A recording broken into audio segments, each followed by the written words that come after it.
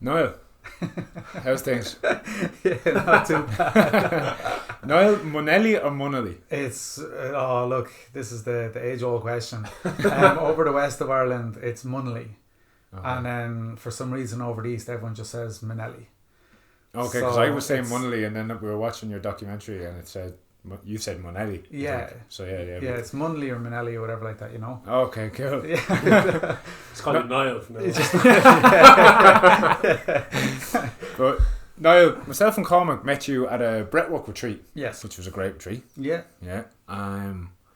And there was a lot of synchronicities I noticed when me and you were chatting with the men's work, Yeah. different things like that. So it just came into my head that it'd probably be a very good podcast if we did one up. So that's why I contacted you. What you do is you're a psychotherapist. Yes. And what I think would be very interesting for people to know is what it was that happened in your life that led you down that road to wanting to help other people in that way. Okay. It's a long story, Yeah. but I'll just try to give you a quick kind of synopsis. I was in the gym industry, the fitness industry, and I owned a gym for about 8 years. And we actually started a podcast in the gym about maybe going on maybe 7 years ago. And we used to just talk about health and fitness and nutrition or whatever, me and the coaches at the gym. So then I decided one day, I don't know what came along or whatever like that, or I can't even remember what possessed me to kind of like, I think I just need to talk about my mental health. Because I suffered from depression, anxiety, suicidal ideation, and a suicide attempt. Back in the early, back in like about 2005, 2006. What age around would you that. been then? 24. So about 24 years of age. I kind of fell into a bad way mentally or whatever. Again, I won't kind of go into that because that's another long story in itself or whatever, but so I done a podcast on my own. So I just locked myself in my office in the gym and I done a podcast on my own, and I talked for about maybe 30-40 minutes about wanting to take my own life, about attempting it, about all of this kind of stuff or whatever, and I just put it out there. And I don't know, I still to this day, I don't know what made me do it and what gave me the courage to do it, because that was I had to be completely vulnerable. A lot of people didn't know this. A lot of people were training in my gym but didn't know the backstory, didn't know, to see this, persona of this guy walking in, owns a gym, fitness, health, lifting weights, strong, this, that and the other, and that was maybe the persona that people perceived of me, but it wasn't the reality of how I felt and how I did feel when I was younger, So I put it out there, and cut a long story short, Irish independent newspapers, radio stations and stuff like that picked up on it. This was before kind of like Brezzy or Blind Boy were talking about it, whatever. And it just, we'll say it went viral, we'll say in some way, whatever, And people just start contacting me from all over the country for months after. Like, I'm talking about hundreds of people contacting me about their own mental health. Thank you very much for opening up. It's after giving me the confidence and nearly giving them the permission to open up about their own mental health. And this was like from people from all, corners of the country. So I kind of went, hang on here, I think this country is sick. I think there's a lot of people in this country that are suffering mentally, but this wasn't in the mainstream media at the time. We're talking 6-7 years ago, it wasn't on the radio, wasn't on TV. People weren't talking about it. Blind Boy wasn't talking about it on podcasts. Brezzy wasn't talking about it. People weren't really opening up about it. So I was like, I need to do something about this, So I just decided to go back to college and to get qualified to be a psychotherapist. And because the information I was given to the people that were contacting me, number one, I needed to understand what I could say back to them, what ethically, that I wasn't going to cause even more issues in their life or whatever, which came with its own burden. Like, am I saying the right thing? Is what I'm going to say to these people, going to help or hinder their own growth? And that came with its own pressure. So I had to make sure I need to go back and learn about all this kind of stuff, so I amn't, causing more trouble in people's lives. And I wanted to know about myself as well, because as much as I talked about mental health and my own struggles, I probably didn't get to a level that I was happy with. And what happened to me in when everyone was contacting me, it weighed heavy on me. I didn't understand boundaries at the time.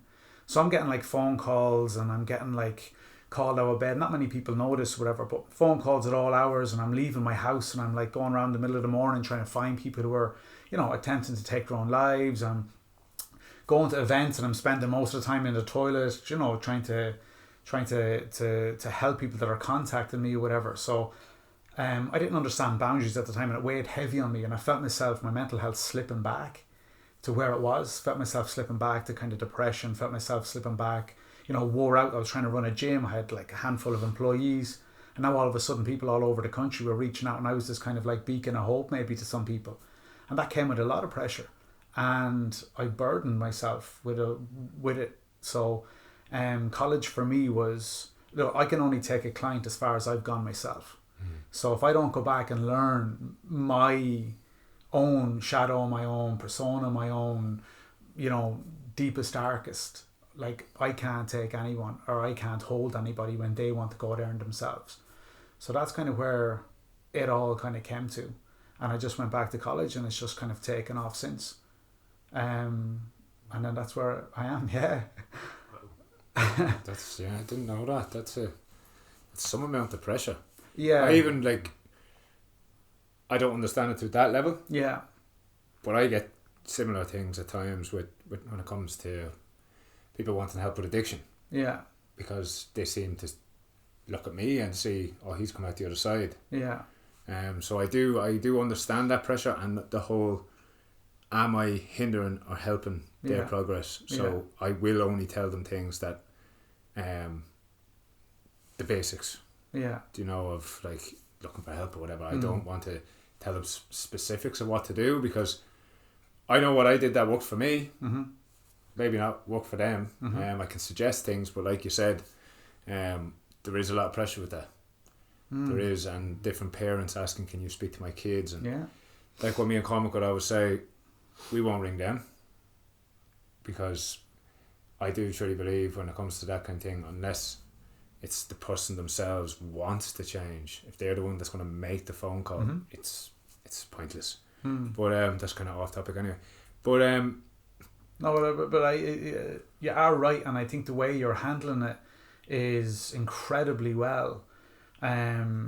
Because I think there's a lot of maybe people out there who get themselves out of certain mental health situations or whatever, or mental illness, and the first thing that they might want to do then is kind of like, oh, well, I got myself out of this, so I'm going to start telling everybody how to get out of this. And it's not always the right thing to do, and we got to be careful of that, because people talking about their mental health is somewhat kind of new to society and stuff, and when you're suffering from mental health, you do feel a little vulnerable. So who do you trust in?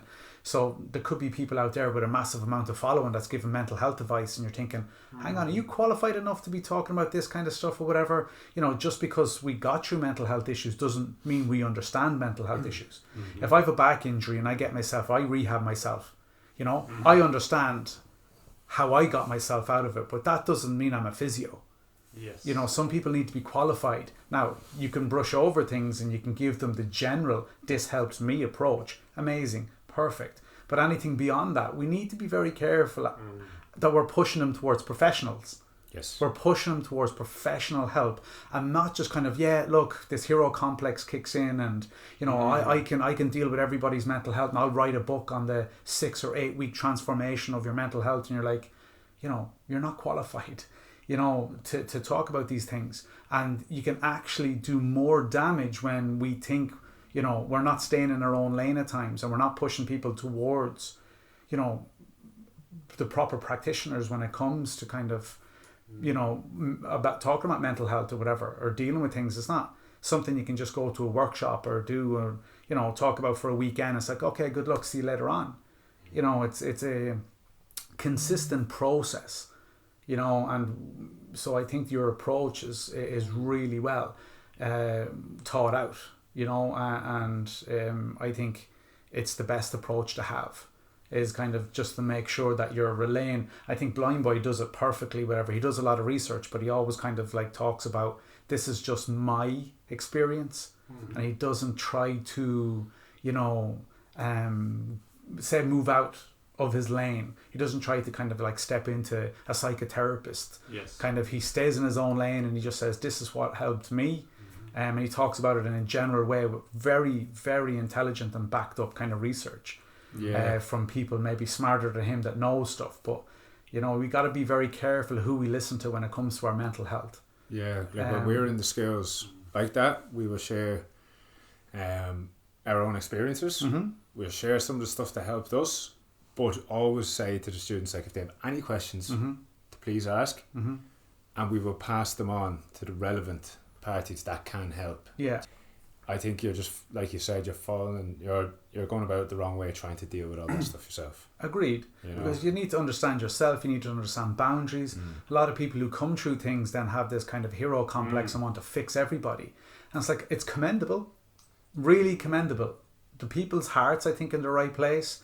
But again, it's how we approach these things. We should always be kind of like there for people, but then, you know, leaning them towards getting professional, consistent help. And it's consistency that gets you over addiction. It's consistency that gets, it's weekly kind of, you know. It's like with any training. Yeah. Like with any training, you're not going to go into the gym if you want to change your physical, as in your physical, what people can see, like your muscles. And if you want to change them, you're not going to change them in one weekend. Agreed. You're not going to change them with a couple of sessions. Yeah. It's a consistent thing, and the same for your mind. Yeah. You know, it's consistency with everything. But even with a book, you know, like even reading a book, you know, we can read all the books in the world, but if we're incapable of reading ourselves, we won't learn anything. So a lot of people are getting the self-help books, and there's a lot of charlatans out there kind of selling this, you know, quick fixes and any of this kind of stuff or whatever. And but you know, a lot of the time the answers aren't in books. Because we can read all of the information, but we need to take action and we need to understand ourselves. And if you're not sitting across from somebody maybe and somebody's asking you these questions and, you know, having to sit in the discomfort sometimes of who you really are, that's where change comes from, you know. So I just can't stress enough how I would recommend seeking professional help if you are out there now, even listening to this, and you feel like you're struggling with your mental health. Like reach out to Pieta House, whether it's a phone call, whether it's a text message, or to a therapist or somebody that's qualified to talk in that realm, and maybe not somebody, you know, that has maybe gone through things, you know, but can only take it so far. You know, it's okay to talk. I'm not saying for nobody to talk, but you know, if you need that consistency, I think, when it's working with people's mental health. You know, that's such a huge thing you touched on there, because I think even myself, I've noticed I have that hero complex as well, or I have had it in the past, where I'm like, I just want to help everyone, and you know, I set up a non-profit with my mate to like help people on the streets, and even with that, kind of the same as what you had, and Daryl, maybe again not to the same extent you had, definitely, but like I had a couple of people ring me in the middle of the night, like who were on the streets, like you know, and I didn't know what to do. Like they were maybe suicidal or whatever, and I was like, I realised in that moment, I was like, I am not qualified for this, and I was just kind of trusting my intuition on what to say, but I was also like, yeah, I can't take on all these people's problems myself. First of all, they're not my problems to take on, and secondly, I don't really know how to handle it. Yeah. And it was getting, like you said, it was getting me down as well. I just couldn't hold that weight, the pressure on my shoulders. I remember when I stopped doing it, when I walked away from Pizza Sunday Club, I just felt this lift. Yeah. Like I felt lighter than I hadn't felt in 2 years. I couldn't believe how much it actually weighed me down. But I think, that was partly me wanting to save everyone else, was because I didn't want to look at myself. I didn't want to save myself. Yeah. That was the hardest person to look at. Wow. And I think you see a lot of that nowadays. I still think it was coming from a good place. My heart was in it. I still think it was a good thing to do, right thing to do. But it was coming from a place of, I didn't want to deal with my own pain. So I was like, if I can help other people, that will distract me from that, and I'll feel better. And I think you see that a lot in the world today. It's like everyone's kind of has their cause, which is like, I'd be passionate for having a cause, but also look at yourself and make sure you always remember that you have to do your own work. You know, like our cause is like education and like, you know, inspiring young people to become their true selves. But I think sometimes you can move into like thinking you figure it out and you're like telling people what they should do, or like you're saying this is wrong and the government should stop doing this, and you're kind of pointing the finger a lot at what other people are doing wrong. And I did that with the homelessness situation, and now I'm like, you just stop pointing the finger at everyone else and look at yourself, because you're avoiding yourself. You're just blaming society, blaming the government. It's like, what are you doing with your own shit to make yourself better? And then you can go out and make changes in the world, but don't be pointing the finger or whatever. Like, look inwards. And I think come back to what you said about not looking for the guru, looking at yourself, because the books don't have the answers. Like, they can guide, and I've read a lot of books and they've helped give me different models for thinking, but the true answers are when someone points back to you and says, well, what do you think, how do you feel about yourself? Like what you were saying, like just looking inwards and asking those tough questions of yourself. Sit with yourself. Like Darryl says a lot as well. And I think, like, that's why I think the work you're doing is amazing. And I'm actually myself even thinking of going to a psychotherapist soon, just to so you have one more. Let's do a session right now, but just to discover more about myself. Because I just think it's easy to look into the world for the answers and blame instead of looking at ourselves.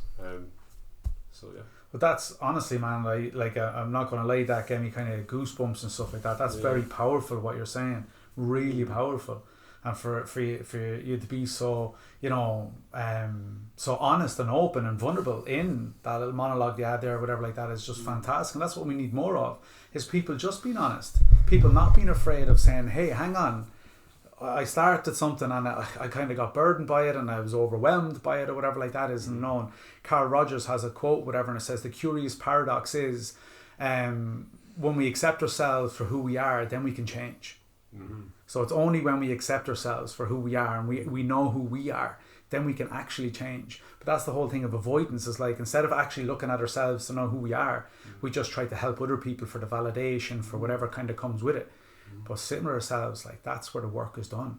Understanding ourselves, but again, there's a contrast to that or whatever. Like Alan Watts would say, like, I'm going to butcher this, whatever, but it's a paraphrase of Alan Watts, who's like, that we can get so consumed by trying to improve ourselves that we forget to live altogether. Yes. And that's the balance. There is a balance in it. So I don't want to be pushing we got to work on our mental health. We got to sit with ourselves. But we can fall into the trap of trying to improve ourselves so much that we forget to actually live. Exactly. And then it becomes an ego thing. It's like, I'm trying to improve myself to be better than everyone else. Or like, for me, it's like, what's the aim of improving myself? It's so I can enjoy myself more and be a better person. And if it ever goes into any of something else other than those two things, if I'm not enjoying my life more or being a better person for other people, then why am I doing this work on myself? Because then it's like self-flagellation or whatever you want to call it. So I think there's definitely, with everything there's a balance, and you can go too far. Like, you sometimes see people doing, how many like therapy sessions do you need, or how many times do you need to go to the darkness to come back? And even I question myself sometimes, am I doing, when am I going to just actually live? Or do I have to keep going into this darkness? So I think, definitely, again, it's a balance, and maybe there is no real answer to that. It's kind of individual. But it is subjective, to every individual, but it's just, but I think you need to find balance. We nearly need to go to an extensive part of it or whatever to okay, I need to take this back a little. That's how we find balance. We don't just perfectly land on balances. We keep working, and then we get to a place where, like, oh, hang on, I've gone too far here. And then we kind of like, I'll take it back a little. It's only then do we find balance. And I always say that to clients as well or whatever, is like, sometimes I don't like working for like months and months and months and months of like constantly looking and said, you need to kind of maybe go away now and implement some of these things we've talked about into practice or whatever, and actually live. And then I'm always here, the chair is always here, but then come back then or whatever, and we can reassess whatever. But it's not always productive if you're constantly looking in. And that's a huge part of, we can get lost. Even one of the greatest minds that has ever lived, Carl Jung, went crazy, You know what I mean? Like had a nervous breakdown and all of that kind of stuff, whatever. You know, you talk about Jungian therapy, whatever like that. You talk about the persona, the shadow, all of this kind of stuff, whatever. You know what I mean? From looking too much in and like trying to find more answers and more answers and more answers instead of finding enough to put you in a maintainable state where you can live. And then again, you know, in a few months or a few years later, you're like, do you know what? Things have changed, circumstances have changed. I want to look a little bit again. Yes. You know, and it's about dipping in and dipping out instead of like, I need to constantly work. I need to constantly keep showing up for these seminars. I need to constantly keep showing up for these CBT workshops. I need to constantly keep showing up for these things. And, you know, it can be overkill sometimes, you know? Yeah. Do you know what's coming into my mind when you're talking about that balance of, for me, it just comes up into the masculine and the feminine, as people would say, the doing and the being. And I remember it's that breath wave that Ronan O'Brien does. Someone described it to me before. It's like a balance of the masculine and the feminine. So the breath in, you have to give it that, you have to do it, like, you know, that's the masculine, and then let it go, the feminine. And it's a real contrast of doing and being, like within seconds. But then you can like spread that out to your life. And like, for me, what you were saying there, it's like Cormac said, is there an end to all this looking inwards? What I seem to have come to realise for myself is that I'll go in, I'll do the different challenges, like going out into the forest or whatever it is, and I'll find a bit of peace inside myself, and then I can come back into the world and I can serve or do what I need to do and keep up my practices, and then when it's time again I can go back in, and like it's just like a revolving wheel of healing and being with people and like just a revolving wheel of that. Yeah. There's actually, what's Jamie Wheel's thing on that? Yeah, it's like ecstasis, communitas and catharsis. The three things you need, like the healing, catharsis, the communitas, the community aspect of like being with others so they can help you through your healing and enjoying things, and then the ecstasis is kind of those peak experiences, like give you that inspiration to, like, you know, that light. So you can, with that kind of inspiration, you can go into the dark places because you know you're going to come back out and everything's going to be good. So yeah, because even myself as well, sometimes I'm like, I feel like this urge for the darkness now, like to go in, and now I'm kind of in like, maybe that's just part of it. It's like when you start the journey of looking in, you kind of need to keep tapping in every now and again just to kind of remember certain lessons, and really when you're in the darkness, that's where you're sitting with the thoughts, like everything is there, and that's where all the wisdom is, really, when you're in that darkness and you remember and you appreciate the light because it's not there. It's like, I just want to go back to living now. And then when you go back to living, you have a bit more skip in your step, you appreciate things more. So it's kind of like, why do I feel this urge to always go back to the darkness, to the suffering, but sometimes it's like you learn a lot in there. There's the lessons There's lessons in there, and then you can come back to life being a bit more like joyful, helping people more, of course, spreading love and joy, gratitude. And like Carl Jung said, a tree is never said to grow to heaven without its roots reaching down to hell. So we need to understand where we were rooted from and where all our stuff is coming from for us to grow taller than we've ever been before. And a lot of people don't like that. A lot of people don't like looking into the darkness and stuff like that, you know, and a lot of people don't like sitting in the discomfort of, you know, who I used to be, what I used to say, how I used to act, you know, lives I might have destroyed, you know, things I might have said to people and all of this kind of stuff. And it's very easy for us to kind of to create a persona to avoid this, you know, and the work isn't for everybody. And I'm saying, if you are going to go into that sometimes, you know, the dark work or the shadow work or any of that kind of stuff or whatever, you know, I would highly recommend doing it with a therapist and not, you know, like, because when you're going in there, as you said, sometimes it can consume you. Sometimes you need to be held. Yes, 100%. You're going into places in your own self or whatever like that, that are going to probably unearth, you know, trauma. It could unearth, you know, part of yourself that you weren't willing to look at for a very long time. Something you've been avoiding, something you've been running from, and all of a sudden you're turning around and facing it. You know, that can be scary at times, whatever, but you know, to truly heal and to truly kind of understand yourself, sometimes we need to go in there. you know, and you know, again, it's subjective to every individual. Not everyone needs to go there. Not everyone has these dark places and all that kind of stuff, whatever, you know. But, you know, I would, if someone was willing to go there, it is always beneficial to be in there with somebody. Yeah, you know. Agree with that one. Because I was saying recently to my girlfriend, I was like I feel okay now at the moment, but something like I just dip into these dark places and I just don't know what's going on. I was like, I need some guide. Yeah. Because it's like you've no reference for this. Like you didn't learn this in school. No one's like, oh, you're gonna go into the darkness and like figure stuff out about yourself you never knew was there. And like you just so like I think I have this thing where I have to do it by myself, and that's why it probably took so long to decide to actually maybe I just get some help. Yeah. You know, like why would you have to go through all that by yourself? Because sometimes it's just hard to understand what's going on, you know. There's a huge stigma though. People think that by going to see a psychotherapist that there has to be something really wrong with you. Yeah. Like, of course. You know, so that's why that's probably why you haven't thought until now to do it, because you're like, well, I'm grand. Yeah, I'm grand. There's nothing going wrong in my life to everyone else's eyes. I don't need to go to a psychotherapist. Whereas absolutely everybody needs to go to a psychotherapist, if you ask me. But you even look at his stature.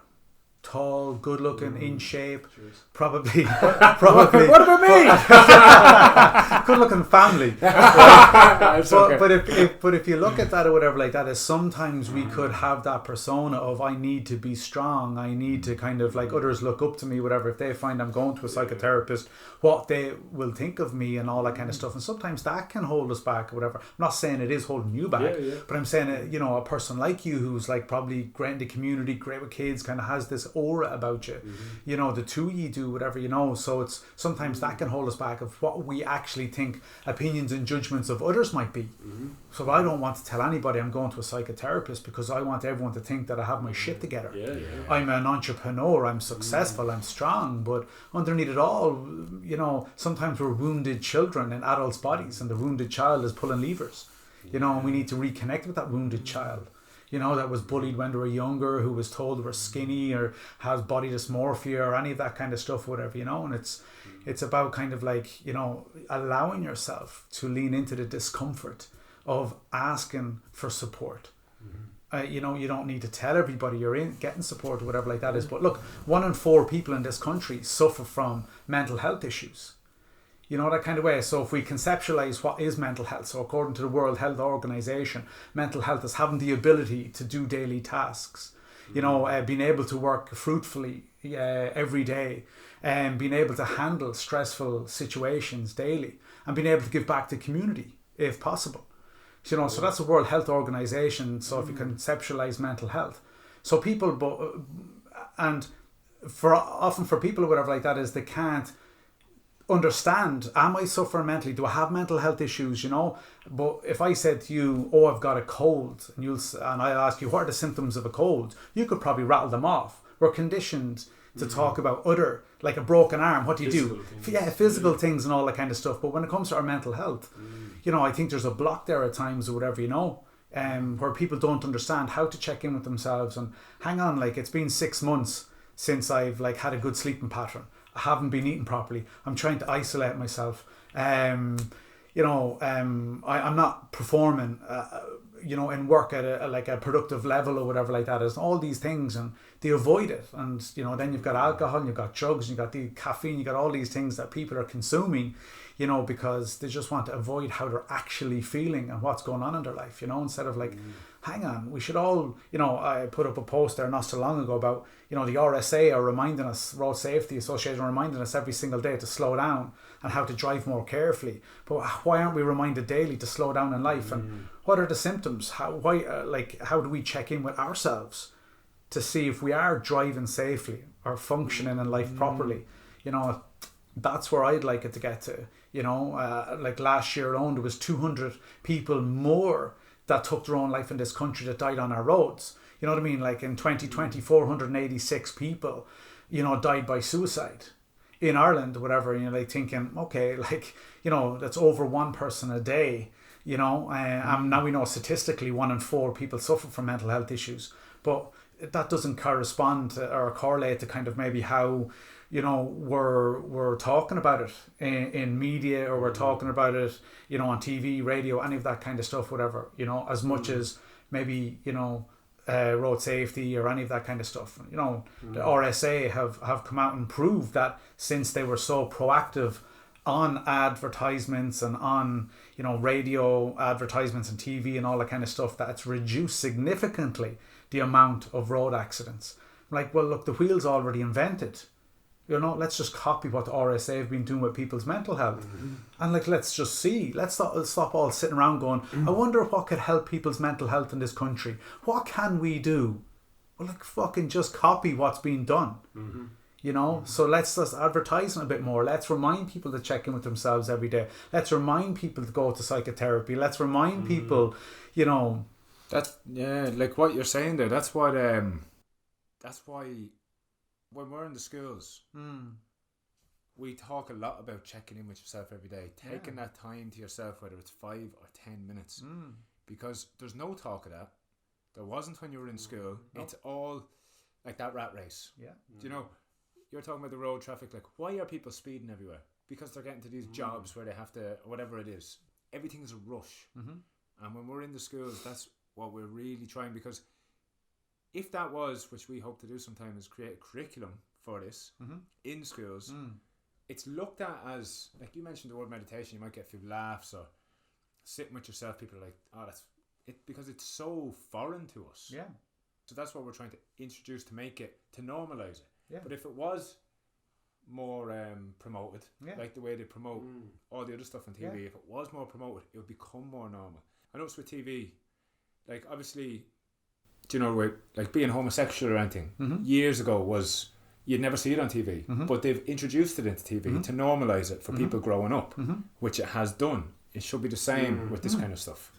Oh, I wholeheartedly agree, 100%. And the work you're doing is absolutely fantastic.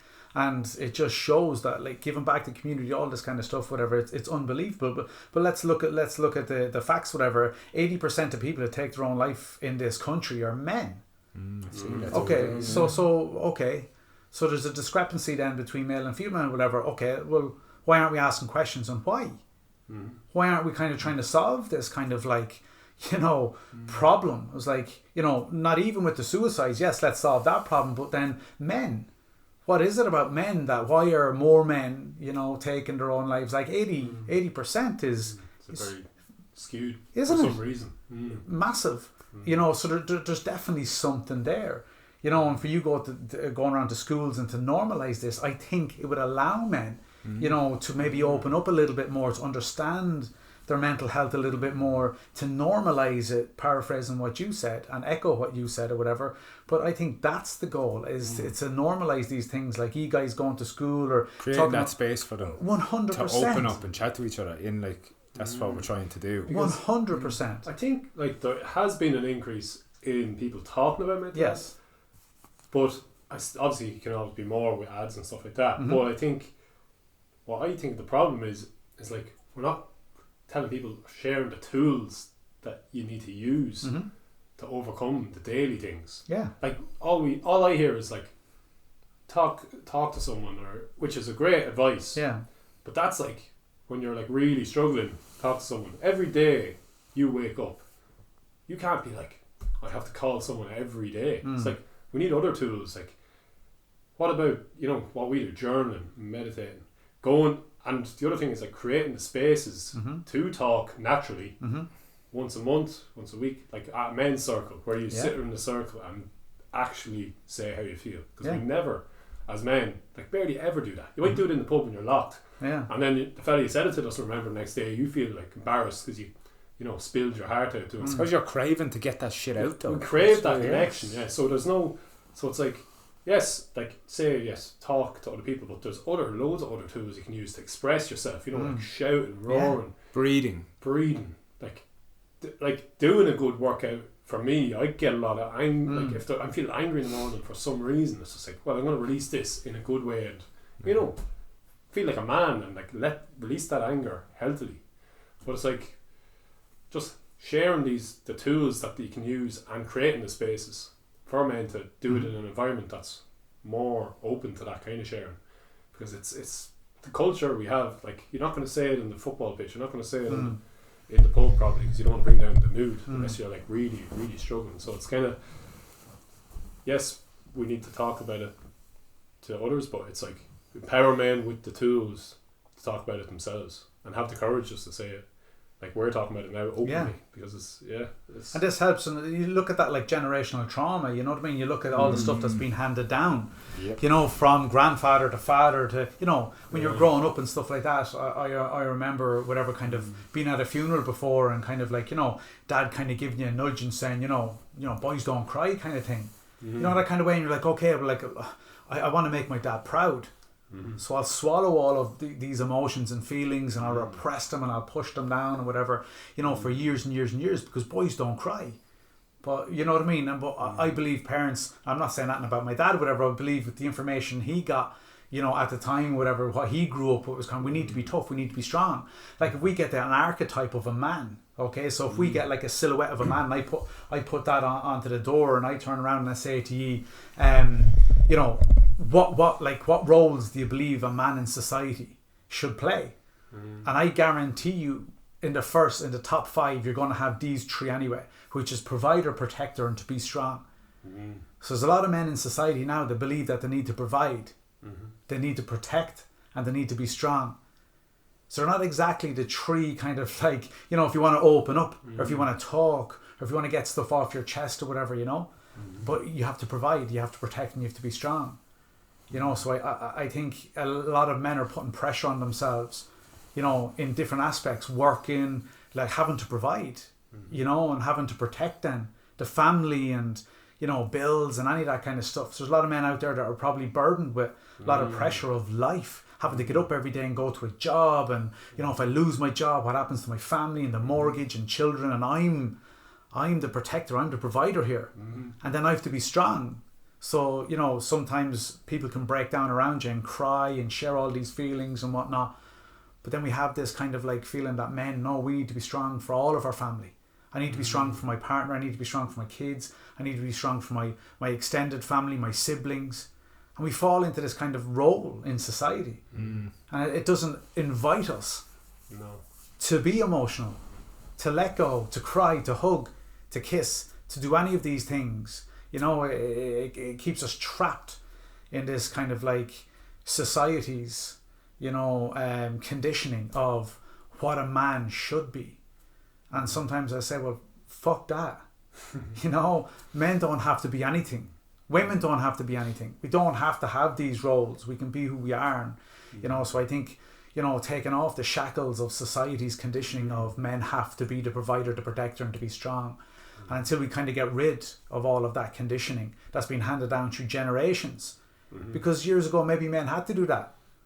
You know, the nature, nurture, you know, the woman was probably at home, you know, taking care of the family and kind of all of that kind of stuff. The man was out earning the money and all of that. That's what it was like when I was growing up. In my neighbourhood, in my family, whatever like that is, you know, 4 to 6 to 8 children in households years ago where, you know, my mother was there to take care of everyone. The dad was out trying to provide and trying to earn money to put food on the table. And you think about that, and still in today's society where the man and woman probably have to work.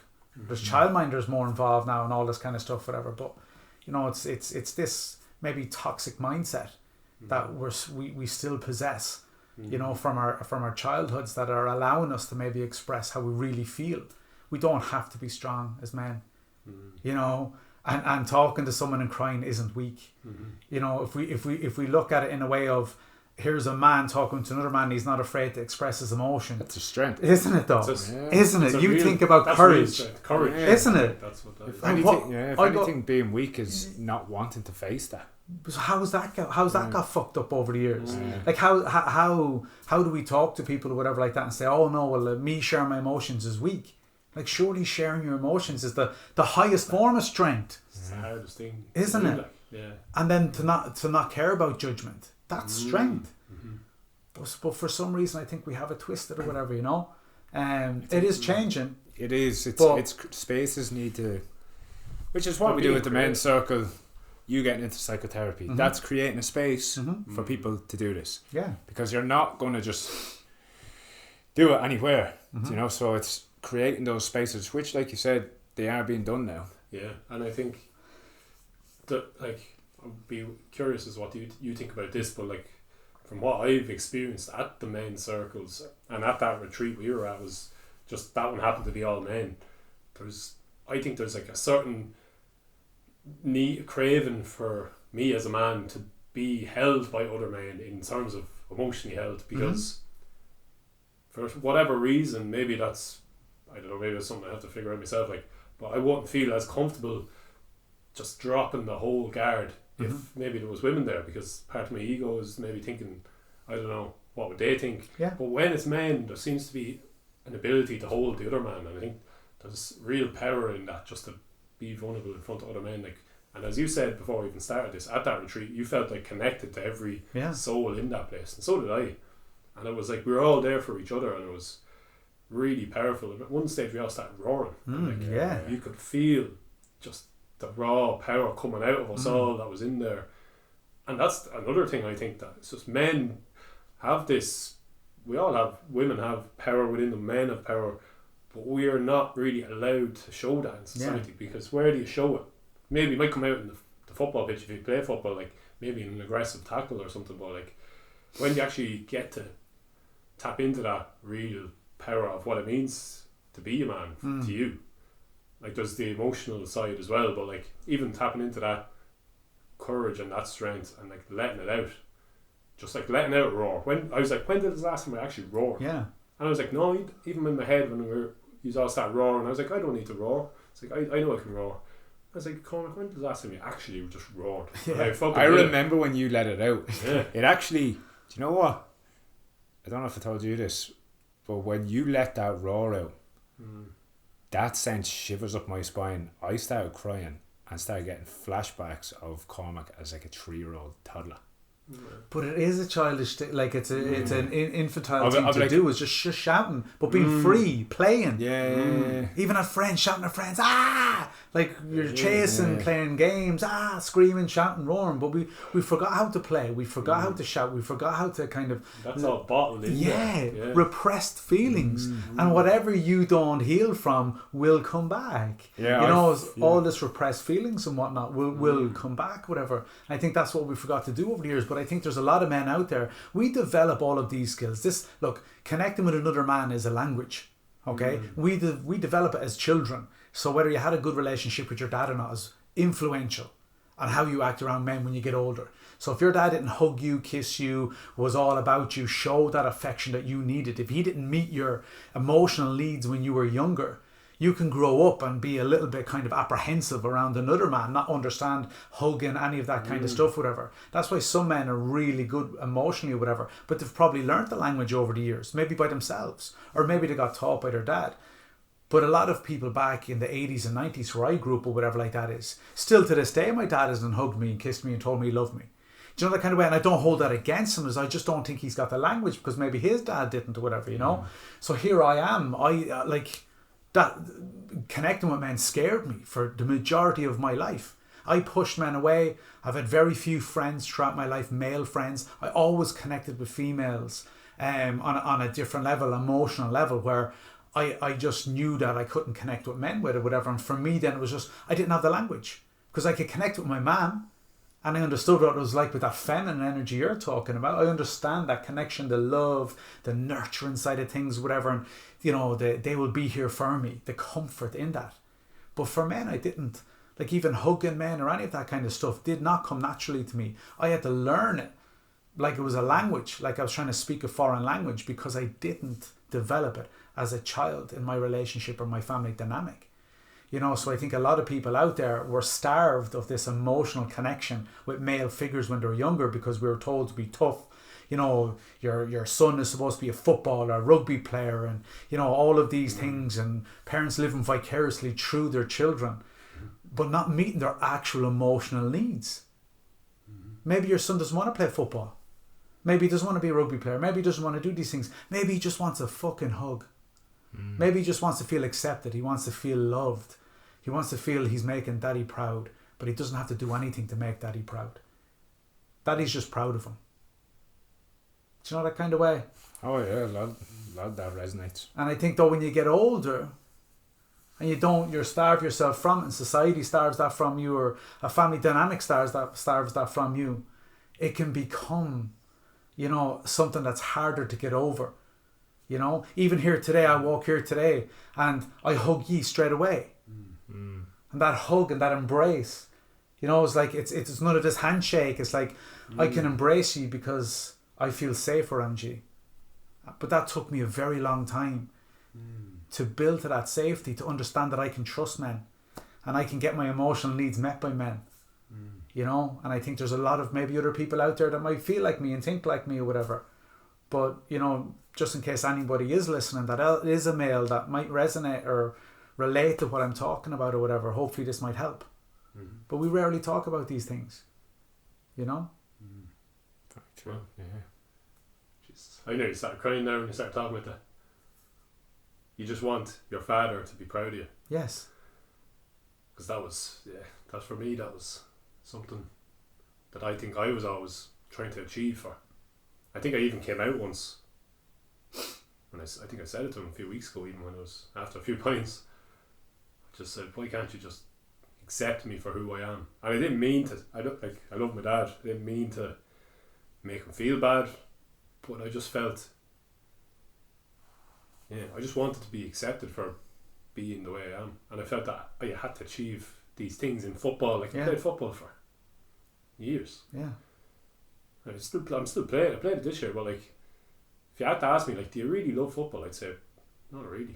I just feel an obligation to play, and like, I know my father wants me to play, and I'd love to win the championship for him. But it's like, obviously for myself a little bit, but mainly for him, and like maybe some other men in the parish. But it's not for me. But I think that's such a driver, and when you realise that, it's like, a lot of what you're doing might be just trying to make your dad proud. It's like you can let that go, like, yes, if you want. Yes. But yeah, so I'm gonna stop talking before I start crying. It's okay. I can see, but look, I appreciate it. You know what I mean? And listeners and all of that kind of stuff. I know at the other end of whoever's listening to this, whatever's going to appreciate that vulnerability. And I can see you're clearly kind of emotional and upset and all that kind of stuff, which is, you know, you're being vulnerable. So look, I'm honoured, you know, and it's nice to have this space to have this and to be okay of talking about this kind of stuff, whatever. But just kind of going back to kind of what we were talking about is sometimes we need to be able to let go of, why are we doing this? Why are we, like, our core belief system? Did we create it ourselves? Did we inherit it? You know, there's a lot of men out there trapped, you know, with a core belief system that they didn't even build or create themselves. You know, like they inherited it from the community, from their environment, from their caregivers, whoever it may be. And there's a lot of people just living a life that they're not fulfilled and they're not happy in, because they're not living authentically. Because they're living for other people, they're playing football for other people, they're singing for other people, they're playing rugby for other people, they're academically trying to go to college for their parents to make them proud. They get a safe job as an accountant or a doctor or whatever it is, because that's what has been in the family, that's what's come before, and that's what we expect of you. And I think that's where we're going wrong with parenting, with all of that kind of stuff, whatever, and with men especially. Those expectations are going to weigh down eventually, like what you were saying. Yeah. That when you attach your identity to that's like a dangerous thing, because if you lose that job, who are you? Like, what's your worth? Yeah, what's your worth? Perfectly put. What is your worth? Who am I? Who am I? It all comes down to that, though, is figuring out who you are, what brings you joy in life, what you love to do, and trying to follow that path and create a life for yourself based on that. Otherwise, there's always that gap. There's always going to be something missing, you know, well, from what I found anyway. And really tapping into who I am. And like I said before, since I've been doing that, I'm experiencing feelings I didn't even know existed. Yeah. Happinesses. But you look at Maslow's hierarchy of needs, you know, on the very top of self-actualization. You know, and you've got the foundation, you've got all these kind of like, you know, pillars all the way up or whatever like that. And it's like the very top of the pyramid is to know who you are, to be comfortable in who you are. That is the pinnacle. That's the top. You know, and you have all these people maybe throughout life, male, female, it doesn't make a difference, having these existential crises, you know, in their 40s, 50s, 60s, whatever it may be, of like, hang on, whose life was I living? So people just, they haven't, like the midlife crisis, but it's like people think everyone's going to hit it. It's like, why is everyone hitting that? Instead of, people just think it's a phase. It's like, have it now. When you're young, and realize, wait, whose life am I living? Whose life am I living? We've got some of the worst suicide rates, right, in people in the ages from 50 to 65, okay? And like, if you look at like we'll say a midlife crisis or any of that kind of stuff, like in around then, say you've had kids when you were younger, the kids have grown up, maybe they're after, you know, the analogy of flying the nest or whatever it is. And then you're left sitting there, well, I've been a father, I've been a provider, I've been a protector, now that's all gone. Like, who am I? Who am I now? Like that the kids are gone. They don't need me to protect anymore. They don't need me to provide anymore. They don't need me to be strong anymore. And I think a lot of people, when they get families or they get relationships, they forget who they are. They stop working on themselves.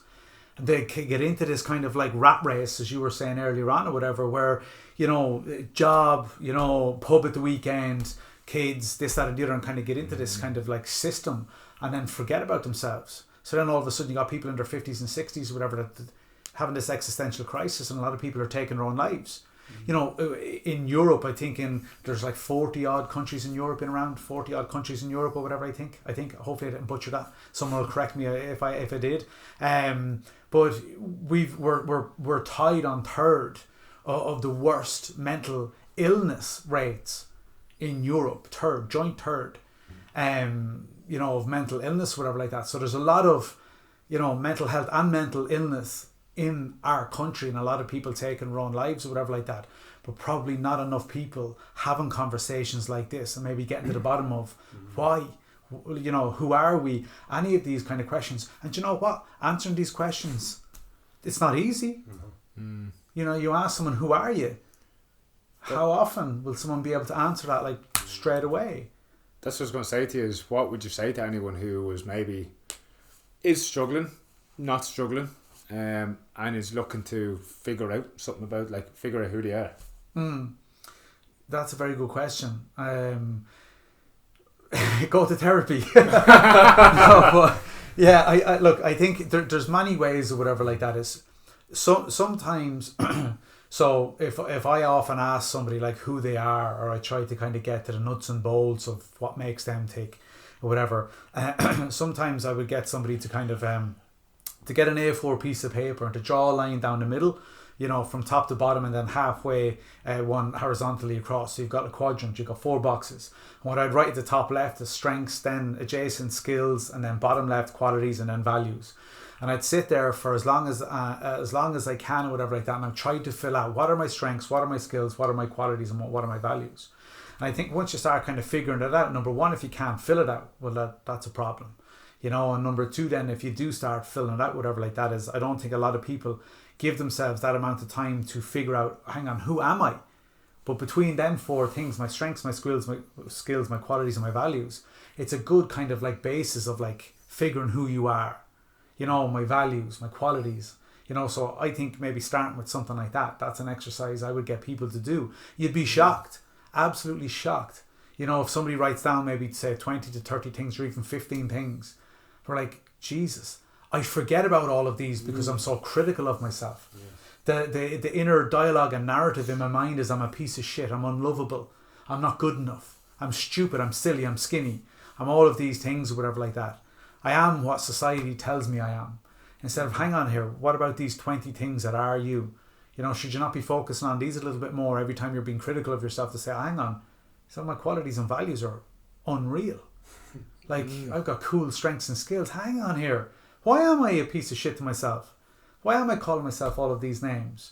And I think it's just trying to kind of like change that narrative and give people a different perspective of who they are, and trying to get down to kind of like all of the good things you possess, and like start changing that narrative of maybe all the negative things you might think about yourself, you know. And I think it's getting to that more often and getting people to to figuring themselves out. But you get it by reading books. You get it by, like, it'll give you little thoughts and stuff like that. Therapy, all of these kind of things, whatever, you know. But it is one of those questions that are hard to answer because we probably don't do it in school. We don't do it in college. We don't do it in relationships.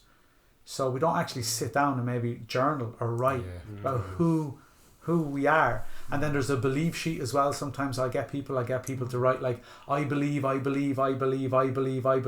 about 10 or 15 times down on a page, and finish it off. I believe this, I believe Y, I believe X, I believe Z. And then look back at the sheet when you've filled it out and go, are they really your beliefs? Or are they your parents? Are they your caregivers? Are they societies? Are they your environments? Are they the communities? Is it my belief that if I win a championship, I like myself? Is it a belief or whatever? Now, hang on. So it's a good way of looking back and saying, well, I have all these beliefs, but half of them aren't mine. Maybe 3/4 of them aren't mine. So what are your beliefs then? What do you believe in? What are you doing for you? If the majority of your beliefs aren't even yours, well, how the fuck are you going to be you? You're living by other people's beliefs. I think that's a very good one. So the thing about it is figuring out, like, well, what do I believe in? Because if I believe in 15 things that aren't even mine, how can I figure out who I am? Because I'm not me. I'm a mix of other people's beliefs. And it's nobody's fault. It's like we all get conditioned in certain ways, and I do believe that everyone is doing the best with what their conditioning is. Agreed. You know, but once you become aware of the beliefs, once you get some sort of awareness around it, that's when you get a bit of control. That's when you can maybe start changing things if that's what you want to do. Agreed. You know, it's just taking that first step. You need to get. I do believe that something usually, it doesn't always have to be something big and dramatic, but something usually happens for someone to give them that little kick to maybe start looking inwards and wanting to get to know themselves. It's like, I don't want to live like this anymore, or it's usually something negative that you don't want anymore. I think that makes you want to change. And we can change our inner core belief system at any age once we recognise what it is first. Becoming aware of it. Yeah.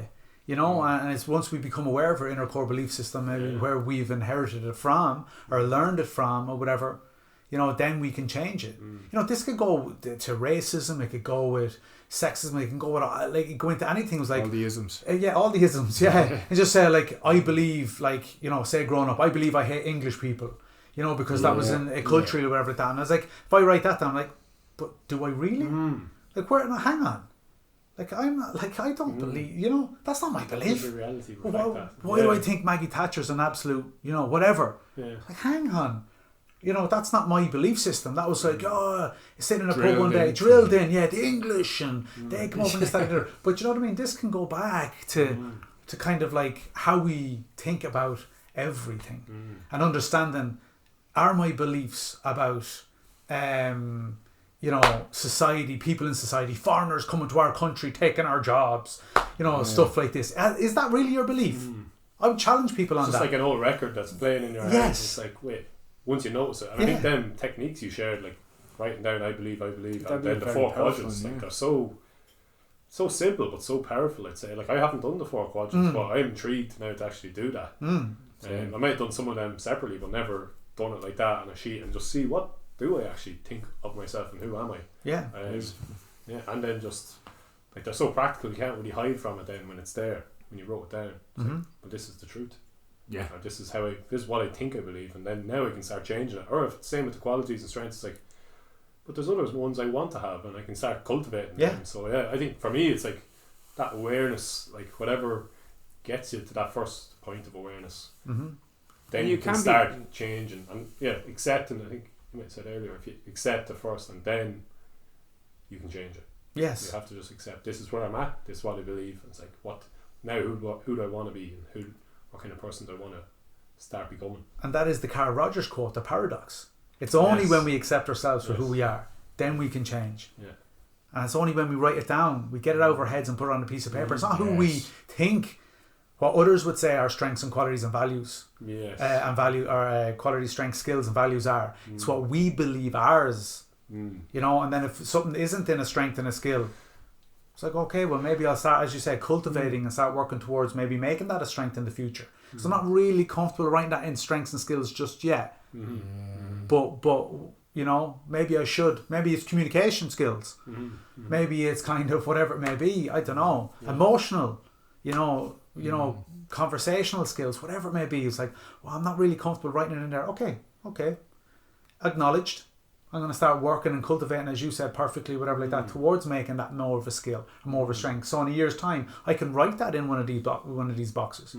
Maybe a value could be loving. Maybe it could be caring. Maybe it could be loving towards another man. It can be like, I want to get more comfortable hugging men. I want to be more comfortable, you know, expressing my feelings to men. But I'm not comfortable putting it in the boxes just yet. So I was like, okay, roger that. And that's it. That's where the growth comes from then. It's then realising that that's where you want to go. Yeah. And doing it. Yeah. And you get there by taking that time to yourself. Yeah. And doing them exercises or whatever it is that you do. But if you're unhappy the last 5 years, right? Let's just say you're unhappy the last 5 years. And you don't change anything, like the whole cliche thing. Nothing changes if nothing changes. But if you're not happy with the last 5 years and nothing changes, the next 5 years of your life are predictable. They're predictable because if you're not changing anything, they're going to look like the last 5. So this whole awareness and this whole kind of working with therapists or psychotherapy or these podcasts or books or any of that kind of stuff, you know, you can listen to these and you can read books and listen to this podcast and get motivated by it, right? Or inspired by it, by your stories or whatever it may be. But it's taking action. So don't listen to something like this or read a book or whatever like that and go, geez, that was great. The boys talked about whatever. But if you really believe in it, take action. Do something for yourself, or else the next 5 years of life are going to be predictable. And who wants a predictable life? You know, it's going to look like the last 5. But maybe this is the time. Maybe this podcast is the, as you said a while ago, I'll echo what you said, is the catalyst of something needs to change. So maybe a penny drop to listening to this. But it's only action's going to get you there. If you wake up tomorrow and the next day in 6 months' time and you haven't taken action from anything you've heard in this so far, whatever like that is, you're going to live a predictable life. Nothing will change. So whether that's reaching out, whether that's whatever it may be, all the stuff you've been talking about, all the stuff you've shared, whatever, but now is the time, you know. And I think educating yourself, you know, is where it's at. You know, it's like learning about these things and learning about how to become aware, you know. Exactly, and I think that's such a good point, and I think it only has to be one action, like one little tiny step. Yeah, that would be texting someone. Just when you have that piece of courage, because it might go by tomorrow. When you feel it, just act on it. Yeah, trust it, and move that one step, and then you've already took the first dive, and then that's every step after that's easier. Yeah, but I think that's such a good point, because what someone actually said to me a while ago, he was like, you don't need to read any more books. I was like, what's it mean by that? Yeah. And I was like, oh yeah, like you don't need to read the books. I read because I enjoy, I like learning, and I've always more to learn, obviously. But it's like, you know what you need to do. Like, you know deep down, like your intuition knows. You don't, like the books are kind of sometimes a distraction. It's like, I'm struggling, I'll read a book. It's like, let's sit with that. And you know deep down what you need to do. So I just thought it was such a great thing to be told, because sometimes you just think you have to know more. It's just like, you already know what you have to do, just follow that path. And the books are great, but you don't need them. So I think sometimes you can get consumed so much by them. The answer will be in the next one. The answer will be in the next one. Self-help is a $1.8 billion industry or whatever like that. It's because people are consistently searching, but they're searching sometimes too far, too long, instead of maybe taking action on some of the things they're reading about. A lot of books say the same thing. Like read one. They talk in a different way, maybe. Exactly. Well, you look at Stoicism or whatever like that is. You know what I mean? You know, people have been talking about these things for thousands of years. You know, Marcus Aurelius, Seneca, Plato, any of this kind of stuff or whatever, you know.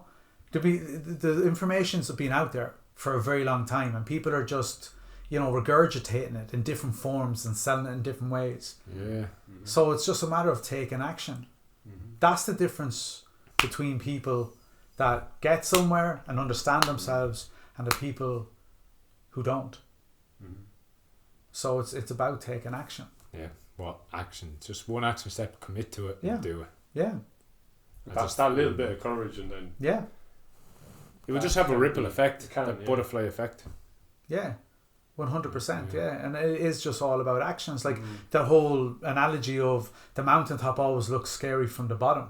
But when you start taking a few steps after a while, you kind of look up and look back and go, geez, I'm after coming a long way. And it doesn't actually look that bad anymore. I'll just keep going.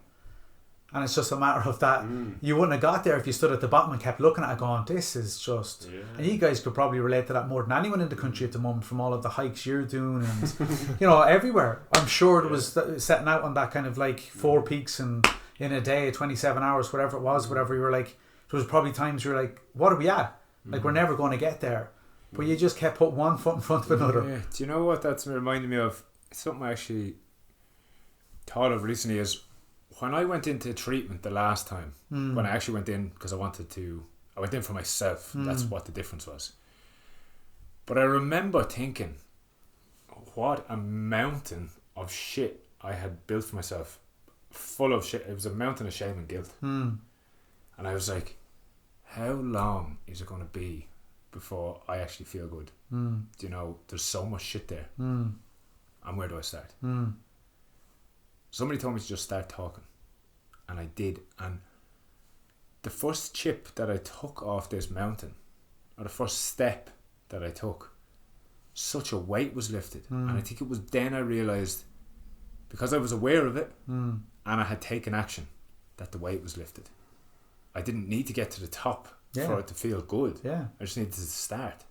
And that was what I think might stop a lot of people. And what was stopping me, it was like I was overwhelmed by the amount and the uncertainty and the not even knowing of what half of it was and how to start it. And it was just that first step. And so it's just such a key thing. It's just to take that first step. That's beautifully put as well. Yeah, you don't need to reach the top to feel a certain way. You just need to take a step. You don't have to get to the top. It's not just be in the process. I don't think you ever get to the top. No. What is the top? No. Yeah. Do you just stop growing? And you slip back, you slide down. Yeah. You stick your little axe back in and you start. I don't know why I use that analogy of an axe. That's the masculine coming out there. But then keep going up. And then but along the journey you just start to enjoy it. Yeah, and you learn from every little slip.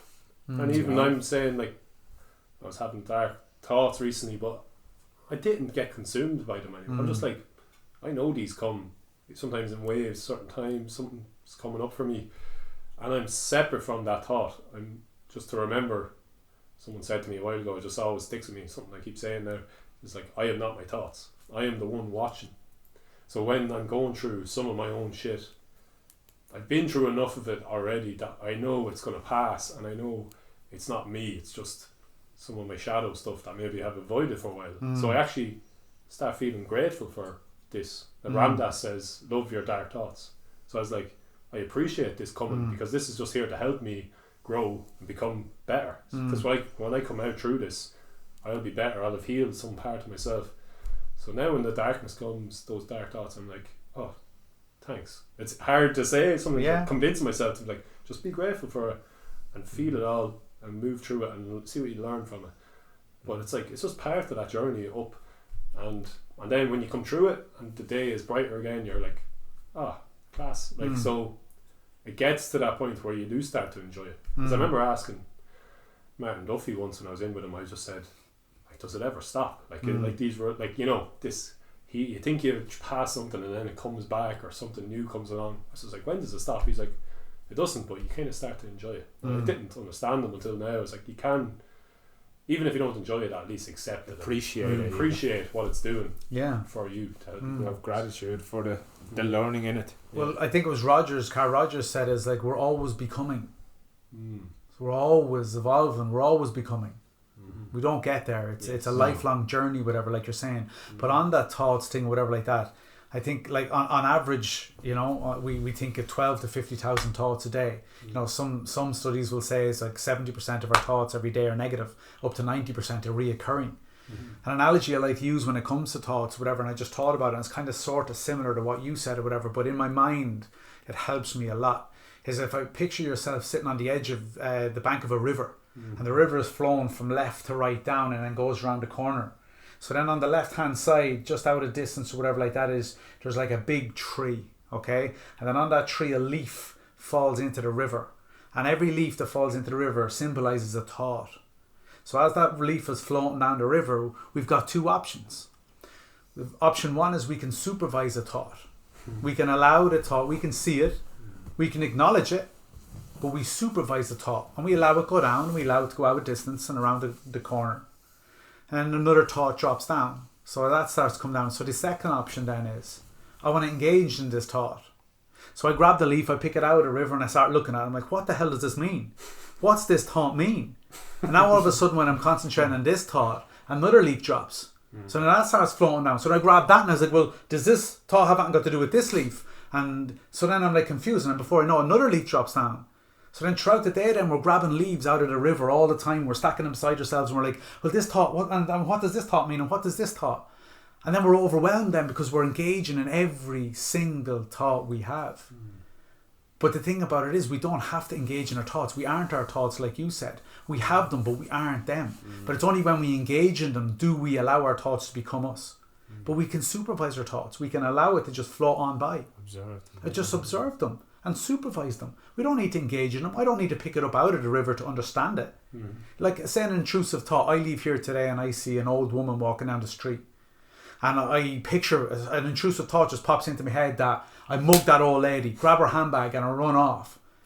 Now I've got two options there. I can kind of keep driving and go, oh my God, you're a piece of shit. I can't believe it. Oh my God, you're a terrible person. You're a bad man. And I can think about it for a few days and I can really be critical of myself and think that I'm a bad person for having this intrusive thought. Or I can just laugh and go, that's mad. I thought about mugging an old lady. That was crazy. And laugh it off and just move on. And that's the difference about observing it or engaging in it. That doesn't make me a thief because I had a thought of mugging an old lady. Me thinking about hitting someone or boxing someone doesn't make me violent. You know what I mean? Me stabbing somebody doesn't make me a murderer. Thinking of stabbing. Yeah, thinking. I should have put that in there. Thanks for the correction. Yeah, but like these are just intrusive thoughts, and I think some people, they get themselves really down by just thinking, hang on, I'm having these thoughts, so I am this. I am this bad person. I am this whatever. But you're not. They're only fucking thoughts. You don't have to engage in them. They don't have to become you. And I know I used very, serious, thoughts there or whatever like that. They can be little ones as well, but if I engage in it, I become my thoughts. But if I supervise it, my thoughts don't become me. I don't know if that helps. Oh, definitely. Yeah, that's a great analogy. I really like that one. Yeah, it is very good. I like that one. Just before we finish up, yeah. I'm going to ask you a question. What's your definition of success? What's my definition of success? Jesus. What's a success mean to you? Look, my definition of success is just a lot of the stuff we talked about, to understand who I am, to be happy in my own skin, and to just be content. I understand life isn't set up to win all the time. Life isn't set up for us to be happy all the time. But my definition of success is to understand when I'm having a good day and to enjoy it, or a good week or a good month or whatever it may be, and to really enjoy it. And when I'm having a bad time is to not beat myself up, to show myself compassion, and to work on a few little things, whatever like that, to get myself back into a happy patch again or whatever. So success to me would be to understand myself, but not to the point where I scrutinize everything, that I'm able to live my life. So I have that finer balance of looking internally but also living externally. That to me is success. I don't give a shit about money. I don't give a shit about materialistic items, objects, any of that kind of stuff, because I did I did for such a long time, and what you own, I think it was in Fight Club, is what you own ends up owning you. You know, and that to me isn't successful to me. That to me isn't success. That to me, to others it is, but to me it isn't.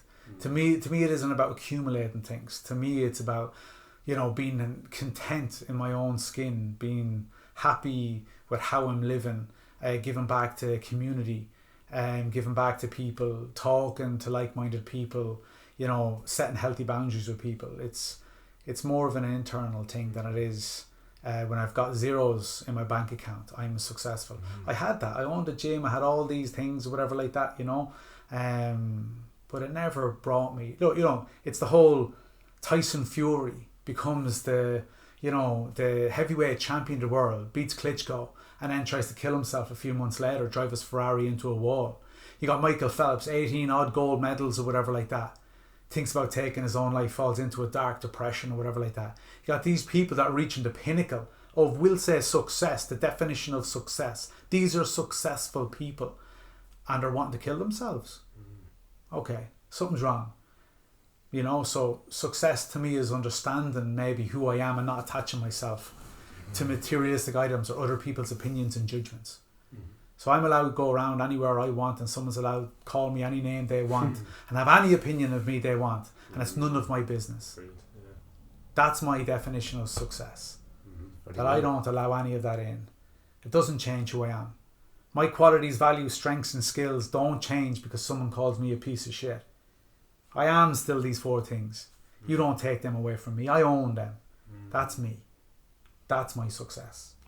Wow, very good. Great question. Or great answer, sorry. It was a great question too. Last thing, not that you'd change anything about your life, because otherwise if everything didn't happen the way it did, you wouldn't be sitting here right now doing what you're doing. But if you could give yourself advice, your younger self, 17, 18-year-old self, what would it be? Oh, Jesus Christ. Wow. I do have regret. I know people say, oh, you shouldn't live with regret or whatever, but I do. I do look back and I do regret maybe putting my family through everything I put them through, you know what I mean? You know, taking drugs and drinking and fighting and all this kind of stuff, whatever, and them having to kind of, you know. So there's a lot of things. I know everything I've done has taken me here. Look, I understand that. It's my life has gone the way it's gone, but I don't look back with any sort of kind of like ill feelings. Of course, maybe like I do regret like certain situations and scenarios, whatever like that. But as you said, it's gotten me to where I am now, so I can't really regret it too much, or whatever. But if I was to give my younger self, it would probably be, you are lovable. You are lovable. You know, you don't have to be anybody else. You're lovable. People can love you, and don't be afraid to love others. You are lovable. You are enough. That's what I'd say to him, is you are enough. And you are lovable, you know. I didn't think I was for a very long time. There's parts of me now, if I'd be completely transparent, I probably don't even fully believe that I am lovable, you know. And then that's what I'd probably tell my younger self, because if I started to love myself a lot younger, I'd have the work maybe done by now, you know. But I pushed a lot of people away, romantically, platonically, for a very long time, because I didn't think I was lovable. I didn't think I was enough, and I was scared of rejection. I lived most of my life fearful of rejection, fearing women, and I still do to some part. I'd never ask a girl out. I'd be so afraid of rejection. People say I'm in shape, I kind of have a few things, whatever. Like that. I say, well, like, you act like you're confident, all this kind of stuff, whatever. But I'd still fear to a point of asking a woman out or to make a move or any of that kind of stuff. So I think if I was to go back, I would figure out and appreciate love more, understand how to express it and receive it, and convince myself, not even convince, sorry, to work on myself to a point where I was lovable. Wow. Nice one. Thanks for your honesty. Yeah. I resonate with that one as well. The only other thing is, if anybody would like to reach out to you, how do they contact you? Well, look, you can find me on Instagram at Niall Munnelly or Munnelly Counselling, and same on Facebook as well. You know, so they can reach out on my social media platforms if they want and contact me, message me. I always message everyone back, and I also put out a lot of content around mental health or whatever. So yeah, that's where they can find me, and it's like.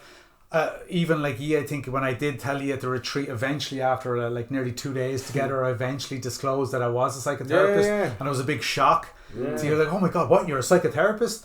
So I don't kind of fit like, you know, the say the mold or the construct, you know, of a psychotherapist. I want to be kind of, you know, psychotherapists at times or whatever are told to kind of live in the shadows, you know, live in the as a ghost, nearly have no social medias, don't say anything and all that kind of stuff, don't have any photos or any of that kind of stuff, whatever, where I'm just trying to like, you know, maybe not go against it, like, oh, you know, status quo, whatever like that is, but kind of like to put stuff out there that I feel is relevant, you know what I mean? Yeah. And to push the barriers on mental health. So I share a lot of that stuff on my Instagram and Facebook. So if you even want to go and just snoop every once in a while and dip in and dip out, yeah, by all means kind of do that or whatever. But the stuff I share isn't really like how to get rid of a panic attack or anxiety attack, as I'm trying to talk about stuff that I feel is relevant in today's day and age. Stuff when I go to schools or colleges, that questions that are being asked, I'm trying to put all that stuff out there, you know, instead of kind of keeping it safe. But I'm keeping it safe to a point where it's like, hopefully it's not triggering, but so yeah, that's where people could find me in a long-winded answer. Cheers, Niall. Thanks you very much for having me, guys. Thank you so much for having me. Thanks. No worries, man.